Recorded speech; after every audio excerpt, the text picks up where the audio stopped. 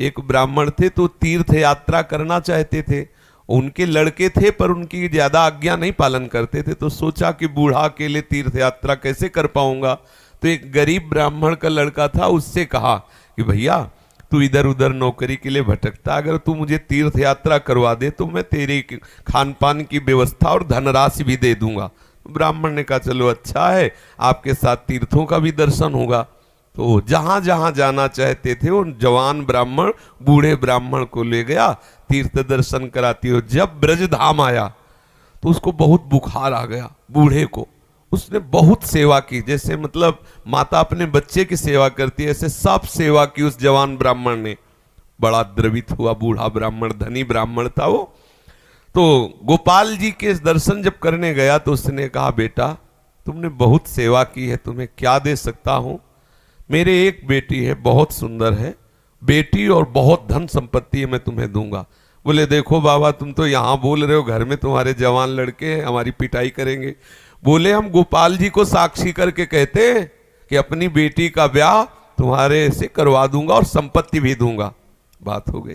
तीर्थ यात्रा करवा के जब घर पहुंचा तो बूढ़े की हिम्मत नहीं कि बात कर सके लड़कों के सामने, क्योंकि बेचारा गरीब ब्राह्मण का लड़का। महीना भर सोचता रहा कि कभी न कभी तो सूचना दे, वो तो सूचना नहीं। तो घर गया उनके और बोला देखो बाबा आपने कहा था कि तुम्हारा, तो लड़कों ने धक्का लगाया और दो चार थप्पड़ लगाए कि तेरी सामर्थ्य क्या है कि तू मेरी बहन से ब्याह करने की बात सोच सके। बोले नहीं बाबा ने कहा था। अब लड़कों की वो स्वरूप देख करके बाबा बदल गए। उनका हमें नहीं याद है कि हमने कुछ कहा था। अब उसने कहा अरे नहीं तुमने तो गोपाल जी के सामने कहा था। उनका हमें याद ही नहीं कि हमने तुमसे कुछ कहा है। पीट के भगा दिया। अब उस लड़के को इस बात का बुरा लगा कि तीर्थ यात्रा करके आया और कह रहा कि मुझे याद नहीं है। अब मैं अपनी तरफ से तो कहा नहीं था ब्याह करने की, और इसने हमारा अपमान भी करवाया, अब तो ब्याह करके ही रहेंगे। उसके जिद चढ़ गई। उसने पंचायत बुलाई और पंचायत में कहा कि इसने हमें तीर्थ यात्रा के लिए प्रेरित किया, तीर्थ यात्रा ले गया, मैंने इसकी सब सेवा की, इसने ठाकुर जी के सामने मेरे ब्याह की बात कही। तो बोले कोई और गवाही दो तब बात बनेगी। बोले गवाही में तो केवल हम ही और ये बुढ़ा और ठाकुर जी थे। तो बोले अब भाई गवाही तो दो में क्या, तुम जो कह रहे हो कि इन्होंने कहा वो कह रहे नहीं कहा, तो तीसरा चाहिए।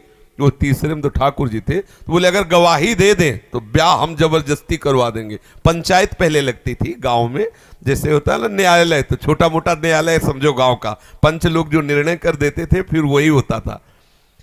तो बुढ़े से कहा तो बुढ़ा राजी हो गया, क्योंकि उसे पता था गोपाल जी थोड़ी आएंगे। उसने कहा अगर गोपाल जी कह दें पंचों के बीच में आके कि हाँ हमारे सामने ब्याह की बात हुई थी, तो अब किसी की बात नहीं मानेंगे, हम ब्याह कर देंगे। लड़के भी राजी हो गए, क्योंकि सबको पता था कि कोई ठाकुर जी मूर्ति थोड़ी चल के आएगी। और उसने मूर्ति नहीं माना था, उसने साक्षात ठाकुर जी माना था। आया वृंदावन और ठाकुर जी का शयन हो गया था। अब वहां से अब वो बहुत परेशान कि अब कल तक हम रुके फिर ठाकुर जी से बात करें, तो ऐसा।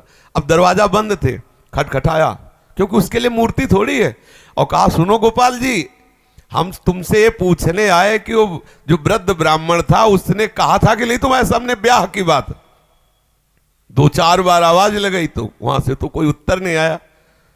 फिर बहुत जोर से बोला भड़बड़ा के देखो हम तुम्हें चैन से सोने नहीं देंगे, हम पैदल चल के आए भूखे हैं और आप ब्याह की समस्या है और आपको इसका उत्तर दे। छोटी मोटी बात होती तो छोड़ देते, ब्याह की बात है। ठाकुर जी ने अंदर से कहा मूर्ति कहीं चलती है, वहां चल के जब बोले मूर्ति बोलती तो चलेगी क्यों नहीं। ठाकुर जी फंस गए।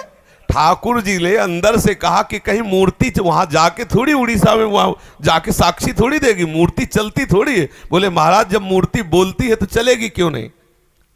अब ठाकुर जी विवश हो गए। ठाकुर जी बाहर निकल के आए और सब सेवक लोग सुला के गए थे। समझो कितना भाव में दम है। उसने देखा बहुत सुंदर गोपाल जी साक्षात ठुमुक ठुमुक कर करके आए, नौ किशोर। बोले देखो हम चलने के लिए तुम्हारे भाव के कारण राजी तो है, लेकिन भोग राग की व्यवस्था, क्योंकि हम वृंदावन के ठाकुर, हमें तो चक माल चाहिए, हमको चना चबेना में तो रुकने वाले हैं नहीं, रबड़ी गुलाब जामुन ये सब चक्कर चाहिए। तो बोले देखो कुछ रुपया तो है, अब शादी का चक्कर, इसलिए व्यवस्था तो तुम्हारी बनाएंगे ही। भगवान श्री कृष्ण जी की गीता आपको एक सफल इंसान बना देगी। कृपा करके इस वीडियो को पूरा देखिए। कुछ ही लोग इस दुनिया में सफल क्यों होते हैं, मैं आपको बताना चाहूंगा आज एक सीक्रेट जिसने मुझे जिंदगी में सफल बनाया, और वो कुछ खास नहीं है, और वो एक ही है, मेरे पीछे। मेरी सफलता का राज मेरे पीछे है, और वो है मेरी सबसे प्रिय चीज। और ये भगवत गीता जिसने मेरे जीवन को सफल बनाया, ये वही भगवत गीता है जिसके कारण आज मैं बहुत सफल हूँ। लगभग 18 बरस पहले जब मैंने मेरे जीवन में एक किताब पढ़ी, उसने मेरा पूरा जीवन बदल दिया था।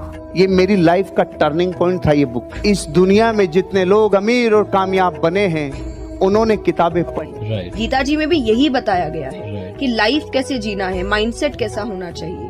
तो एक्चुअली शास्त्र आपको जीवन जीना से। मैं भी आपसे निवेदन करती हूँ, सभी को गीता अध्ययन करना चाहिए।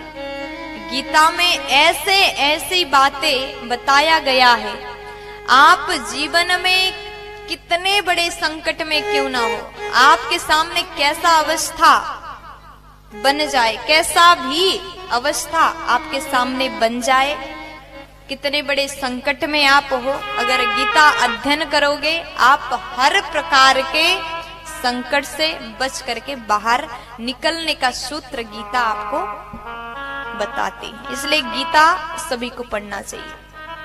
आज मैं जिस बुक की बात करने वाला हूं, जिस किताब की बात करने वाला हूं, वो आपको पढ़नी इतनी जरूरी है कि हम कहते हैं ना कि मरने से पहले कुछ काम अधूरे नहीं रहने चाहिए जीवन में, उसी तरह से ये किताब आपसे मिस नहीं होनी चाहिए। लेकिन मेरा दावा है कि अगर हम गीता पढ़कर उसके अनुसार जिंदगी जीना शुरू करें तो कभी डिप्रेशन में हम नहीं आएंगे, और डिप्रेशन का बड़े से बड़ा मरीज गीता सार के साथ ठीक हो सकता। अगर आप भगवत गीता पढ़ते हैं, भगवान का नाम लेते हैं, तो आप में तेज आता है। तो इसीलिए हमें तेज नहीं बनना है, हमें तेजस्वी बनना है, और भगवत गीता हमें तेजस्वी बनाती है। क्योंकि आज हमने भगवत गीता को किनारे किया है, इसलिए घर घर में डिवोर्स हो रहे हैं। आज इंडिया के अंदर डिवोर्स रेट 14% हो रखा है, और ये आगे बढ़े जा रहा है। Why? Because we are ignoring Bhagavad Gita. आज हमारे यूथ सुसाइड कर रहा है। By 2025 India would be world's number 1 country for suicide cases among the teenagers and youngsters as per Reader's Digest by 2025। ये क्या हो रहा है भाई? पर इसलिए हो रहा है because we are ignoring Bhagavad Gita. Bhagavad Gita की बात कर रहे थे, मैं एक पॉकेट गीता रखता हूँ अपने पास। जब भी जीवन में कुछ संकट आता है तो मैं बस कोई भी पेज उठाकर पढ़ लेता हूँ। तो आई थिंक एक कंट्रोल आपके मन में आ जाता है। If there is no teacher in life, I think Bhagavad Gita can be the perfect teacher. आप किसी भी दुविधा में हो, उसके अंदर सब, उसमें सवाल नहीं, उसमें सारे आंसर्स हैं आपके लिए। आपके मन में कोई भी सवाल है, ऑटोमेटिकली वो आंसर आपके सामने आ जाता है। मेरे फादर ने बोला आप क्या? मैंने कहा एस क्लास लेंगे पापा। बोले यार तू मिडिल क्लास से एस क्लास पे पहुंच रहा है। मैंने कहा देखो काम कर रहा है कि नहीं कर रहा है जुगाड़। बोला हाँ काम तो करता है यार, सही जुगाड़ बहुत सही है। कौन सी किताब? मैंने कहा ये 200 रुपये किताब थी मात्र, जिंदगी पूरी बदल दी इसने हमारी। साथियों, गीता धर्म ग्रंथ तो है, पर ये जीवन ग्रंथ भी है। हम किसी भी देश के हो, किसी भी पंथ के मानने वाले हो, पर हर दिन समस्याएं घेरती रहती हैं। हम जब भी वीर अर्जुन की तरह अनिर्णय के दोहराए पर खड़े होते हैं, तो श्रीमद् भगवत गीता हमें सेवा और समर्पण के रास्ते इन समस्याओं के हल दिखाती है। अगर आप एक विद्यार्थी हैं और अनिर्णय की स्थिति में है, आप किसी देश के राष्ट्राध्यक्ष हैं, या फिर मोक्ष की कामना रखने वाले आप योगी हैं, आपको अपने हर प्रश्न का उत्तर श्रीमद् भगवत गीता में मिल जाएगा। मैं तो मानता हूं कि गीता मानव जीवन की सबसे बड़ी मैनुअल बुक है। जीवन की हर समस्या का हल गीता में कहीं न कहीं मिल जाता है।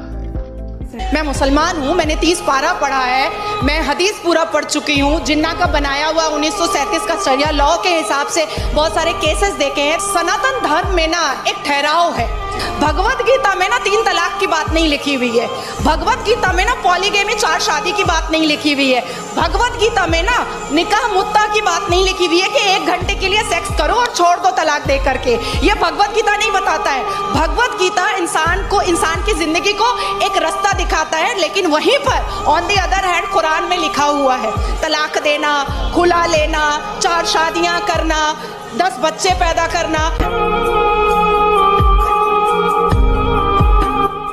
इन सभी ने आपको गीता जी और बुक्स पढ़ने की वैल्यू बताई है और इसी को देखते हुए हमने आपके लिए एक बुक बनाई है। ये बुक पीडीएफ फॉर्मेट में है। इस बुक में हमने दुनिया की महान 16 बुक्स की समरी बताई है। इन 16 बुक्स में से एक बुक श्रीमद् भगवत गीता जी भी है और सोनू शर्मा जी द्वारा बताई गई वह बुक भी है जिसे पढ़कर वो अमीर बने। हर्षवर्धन जी की द्वारा बताई गई बुक भी इन 16 बुक में से एक है। इस बुक को पढ़ने के बाद आपको सब मिलेगा जो आप अपनी लाइफ में चाहते हैं। गीता जी के साथ में हमारे बुक का कवर पेज भी है ताकि आप हम पर विश्वास कर सकें। इस बुक में टोटल 1248 पेजेस हैं। ये बुक आपकी पूरी जिंदगी बदल देगी। ये बुक आसान हिंदी भाषा में है। इसको आप सिर्फ मोबाइल और लैपटॉप में ही पढ़ सकते हैं। इन 16 बुक्स की टोटल मार्केट वैल्यू 5400 रुपए है, लेकिन इस बुक का price movie ticket, mobile recharge, Netflix membership से भी कम है। सिर्फ और सिर्फ 199 रुपीज। इतने पैसे तो आप किसी चीज को खाने या मौज मस्ती में ही खर्च कर देते हैं। हम आपको 10 डेज मनी बैक गारंटी भी देते हैं। अगर आपको यह बुक अच्छी ना लगे तो हम आपके सारे पैसे लौटा देंगे, वो भी 10 दिन के अंदर। If you want to read a book, तुमको कोई लोन लेने का जरूरत नहीं है। मजे की बात तो ये है, अगर तुम एक सफल आदमी की जीवनी पढ़ना चाहते हो तो तुमको क्या लोन लेने का जरूरत है। मात्र 200-500 रुपए के अंदर एक सफल आदमी की किताब मिल जाती है।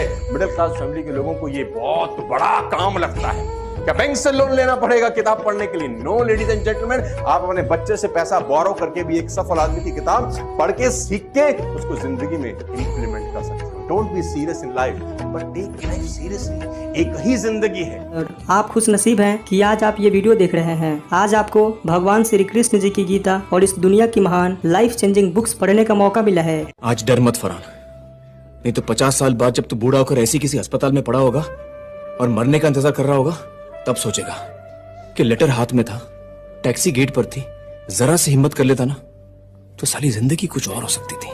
अगर आपको इस बुक को पढ़नी है तो हमें इस व्हाट्सएप नंबर पर मैसेज करें। धन्यवाद।